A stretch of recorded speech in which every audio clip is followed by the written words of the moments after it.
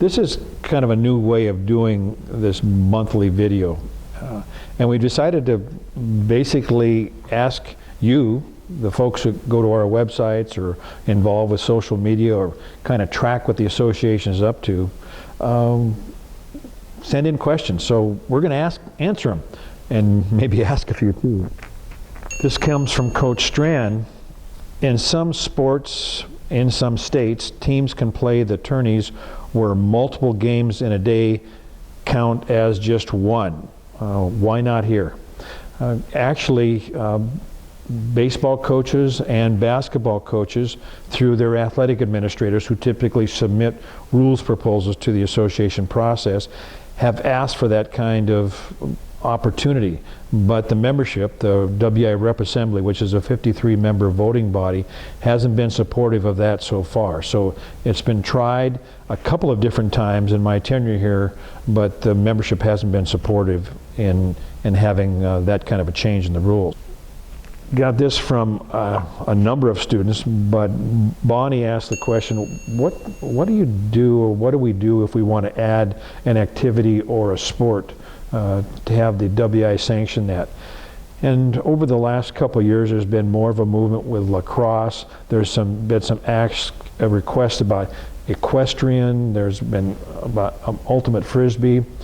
The only one that's really been fairly aggressive on trying to get sanctioned by the membership of the association has been lacrosse. And essentially, one school has to get its superintendent to sign the form requesting an amendment, which is a proposed change, has to have 4 other signatures of administrators who represent that school at league meetings, and then it goes in the hopper. And eventually, it works its way through and is voted on by representative assembly. The last couple times that a new amendment has been proposed to add activities, robotics and lacrosse, there has not been support from that 53-member body of Rep Assembly voters to add it. And it takes 60% before a new activity can be added. Thanks for that question. Keep working on it. This comes from a Celtic fan.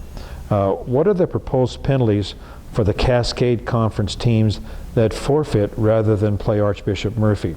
And you may not be aware, there are some schools who have had real low attendance or turnout for football, and they're concerned, obviously, going against schools, in this case Archbishop Murphy, that have successful, strong programs with a high number of participants, and how that might affect the students' willingness to play and the fans' willingness to go watch and parents willing to put their players on the field. There really is no penalty for that. In this particular situation, the conference got together, has had a couple of different meetings and decided how to handle it. There's been a lot of work done to try to get Archbishop Murphy those games that have been forfeited to them, which at this point has been 2 games. And it's been an issue that's been discussed in a couple different areas where there has been low turnout for football, something that's been building.